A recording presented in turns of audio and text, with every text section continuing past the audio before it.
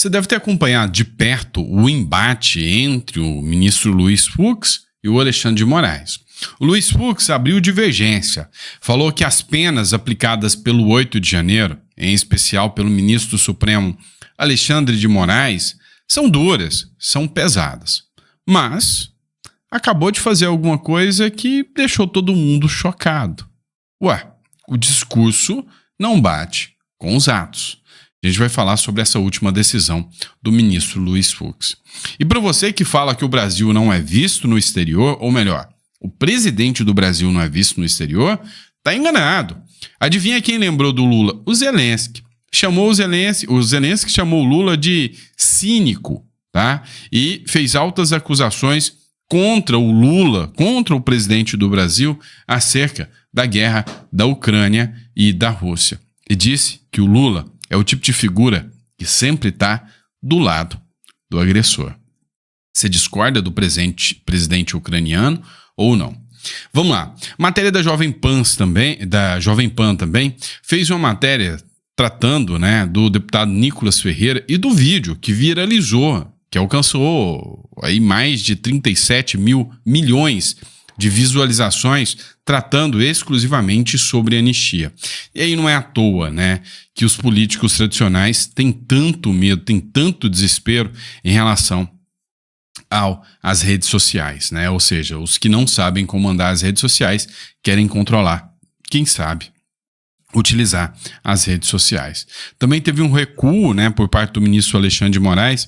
Você lembra do caso da Eliane Amorim, que era uma missionária que tinha comparecido, nos atos do 8 de janeiro e tinha sido abandonada na prisão lá no Ceará?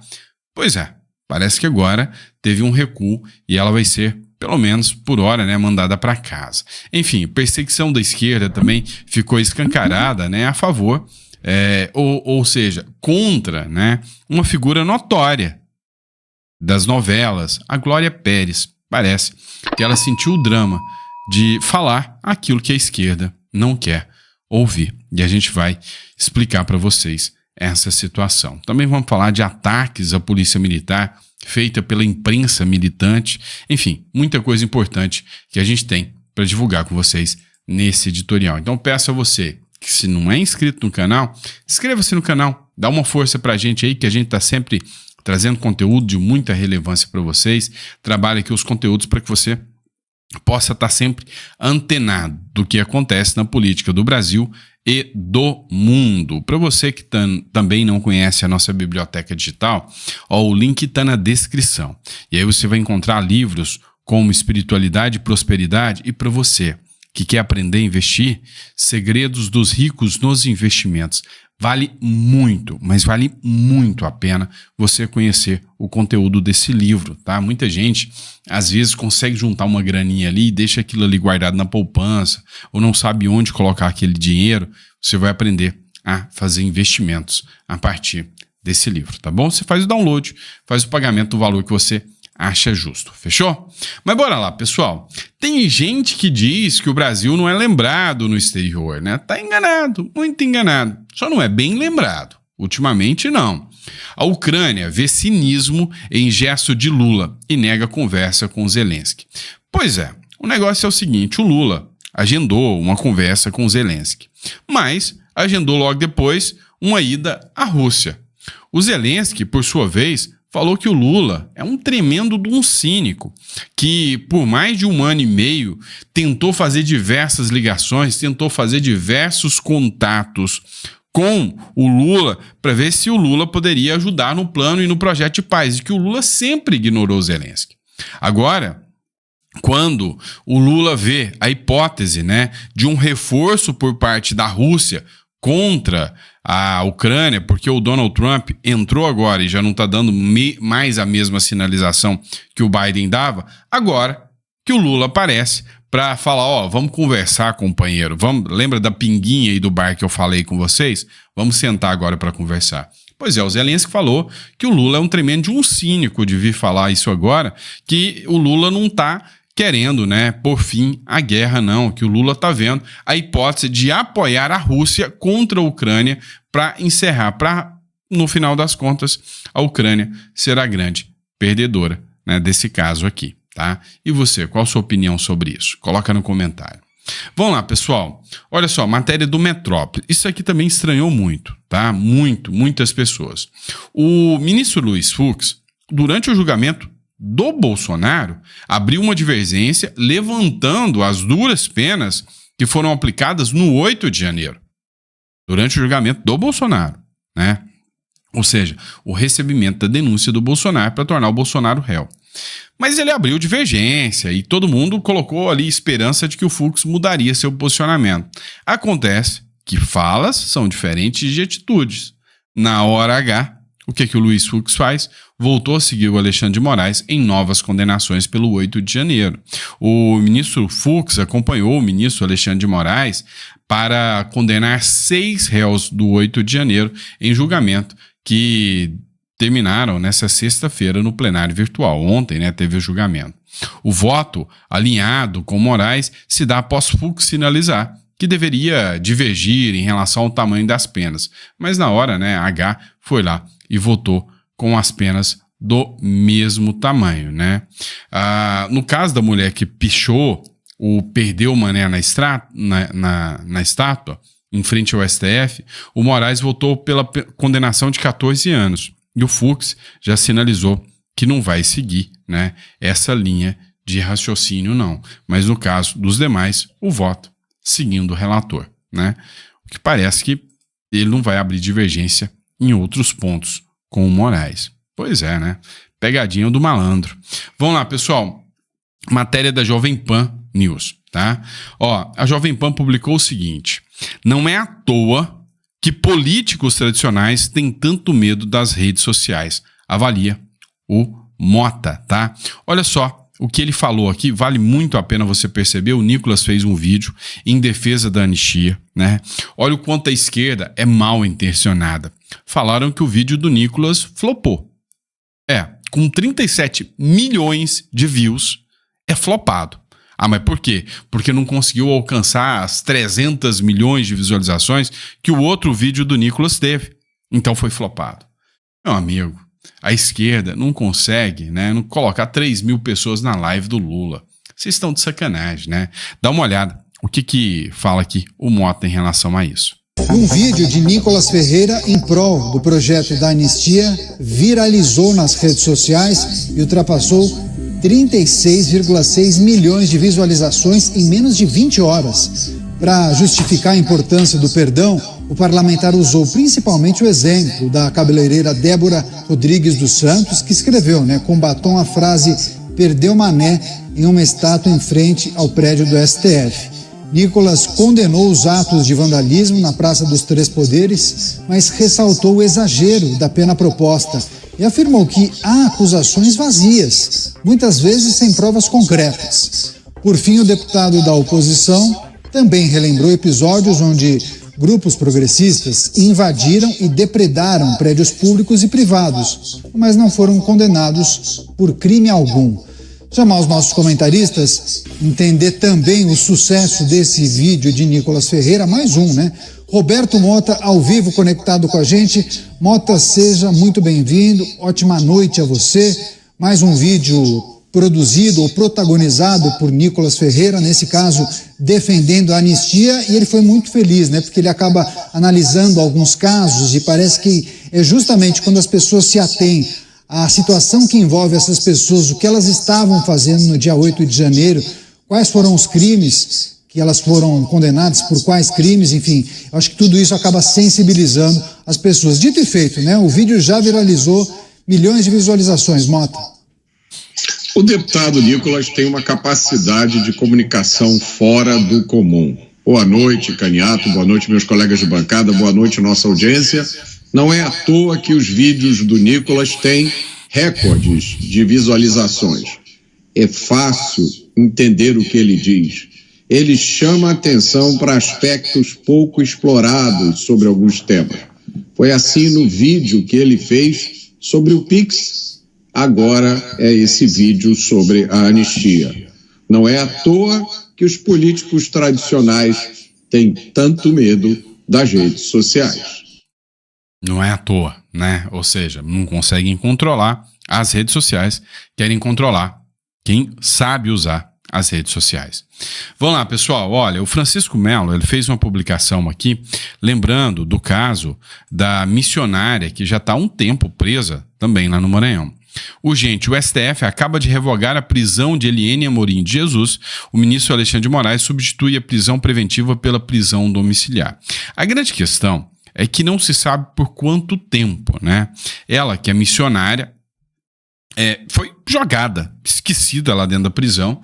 Muitos criminosos pesados, né, simplesmente não tiveram o mesmo fim, o mesmo destino, entram logo, estão livres na rua, né, para fazer todas as atrocidades que bem entenderem, né? No caso dela, né, depois de muita pressão popular, é que ela literalmente conseguiu, né, que a lei fosse aplicada a ela. E aí, falando sobre lei, sobre cobrança, sobre posicionamento a favor da anistia, a Glória Pérez, que é uma grande dramaturga brasileira, ela teve o contrato encerrado com a Globo depois de fazer uma postagem, né, criticando as penas aplicadas aos presos do 8 de janeiro e se declarando a favor da anistia. Olha só a perseguição escancarada, né? Deveria entrar com ação pesada indenizatória contra a Globo, escancarando a perseguição política que ela sofreu.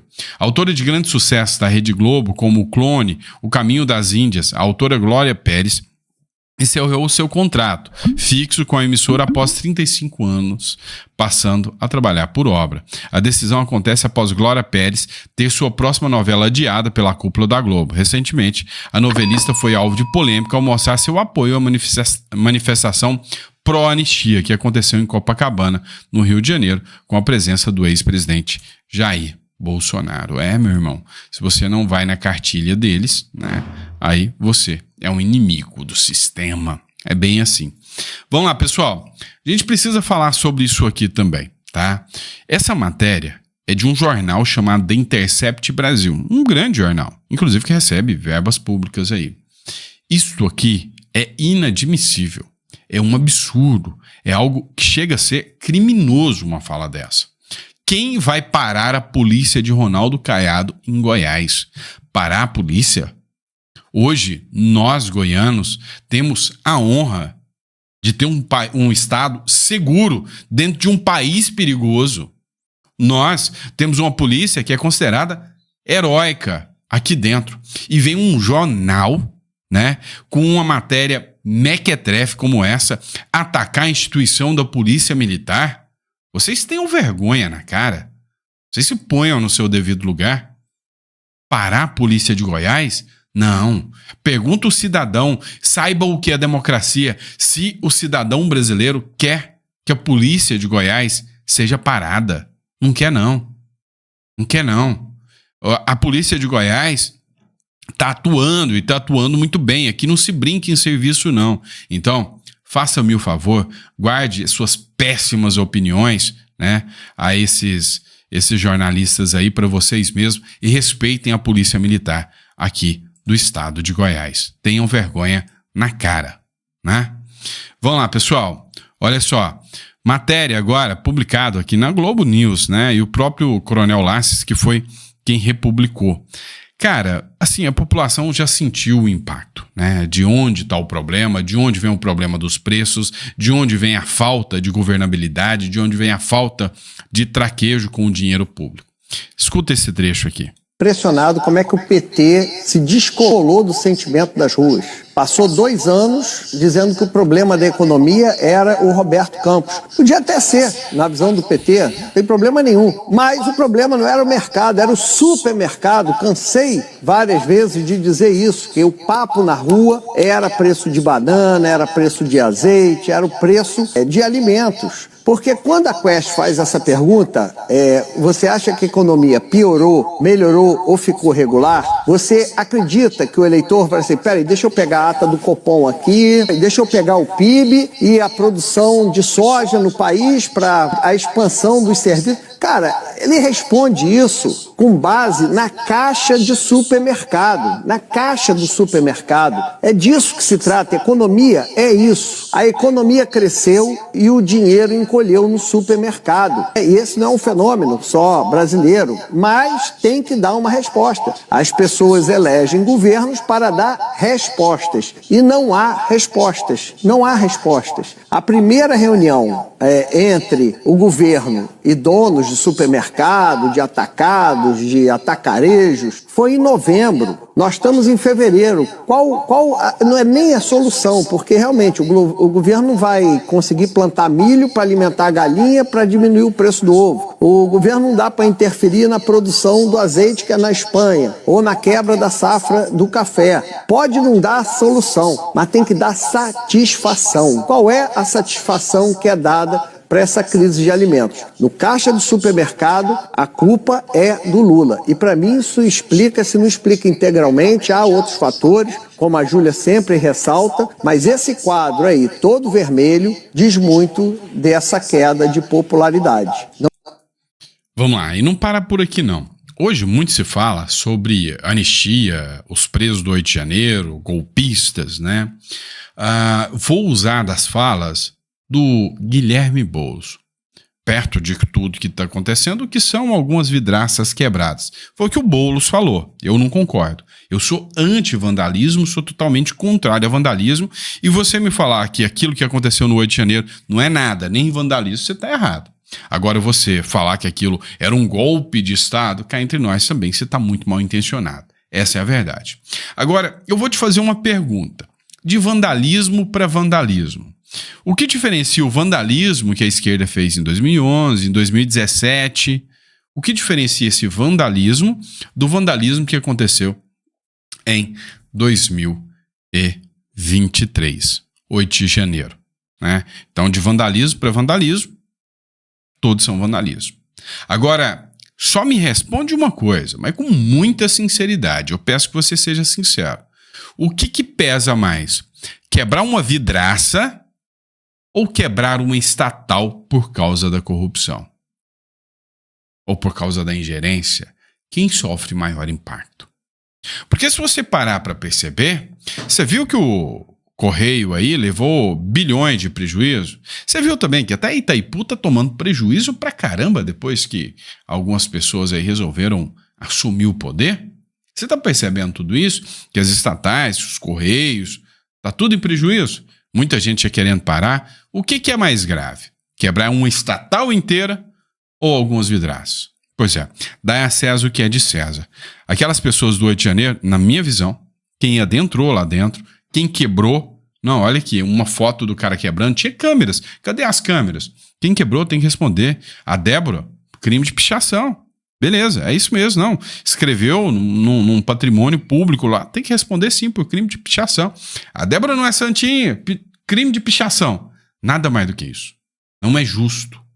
É até ilegal, é até criminoso falar que aquilo ali, com um batom na mão, era uma associação criminosa armada. Agora, cá entre nós, e para quem quebra uma estatal inteira? O que vira? Qual é a pena para esse cara? Governar o país. Tá bom, então, né? Essa é a pena que sobra para essa turma. Vamos lá. E aí, por fim, né, pegando essa matéria que a gente falou agora, né, sobre a polícia militar, eu vou pegar o Vac aqui, o William Vac, para falar para vocês o que ele acha sobre a credibilidade da imprensa tradicional. Ele e o Marsiglia aqui falando, sabe, para mim foi cirúrgico. Gatekeeper, não, na acepção anglo-saxã, é o guardião da veracidade objetiva dos fatos. Isto aí, do nosso ponto de vista, se você discordar de mim, por favor, Lívia, fique à vontade.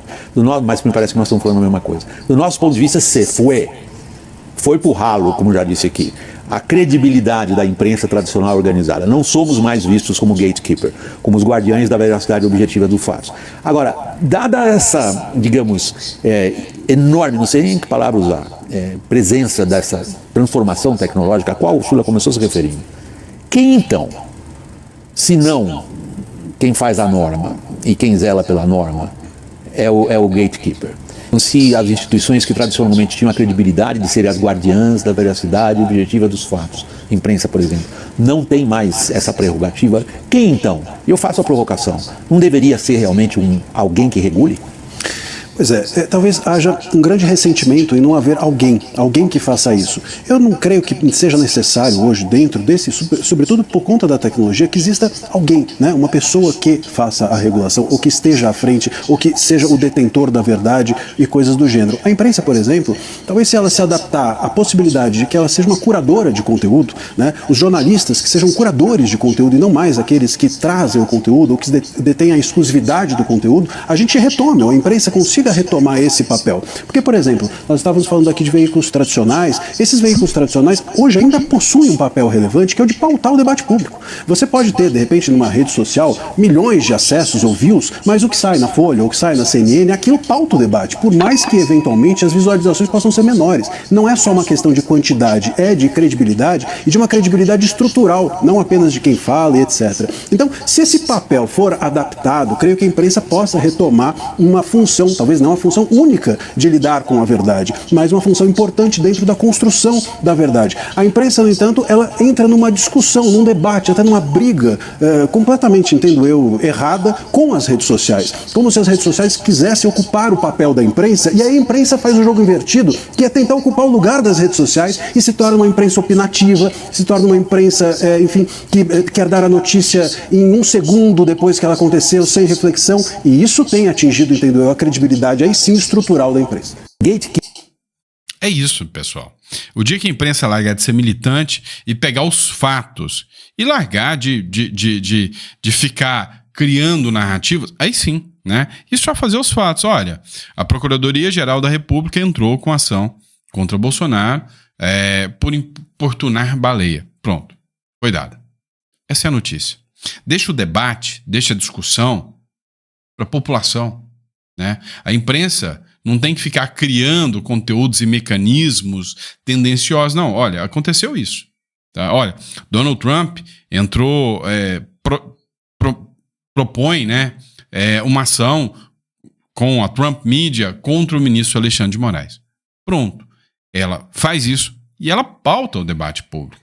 Veja aqui o meu canal, por exemplo, o que a imprensa dispõe, a gente vem cá e opina. Nós somos opinativos. A imprensa deveria ser, literalmente, uma imprensa de fatos, tá? E é isso, pessoal. Obrigado pela confiança, pela credibilidade de vocês.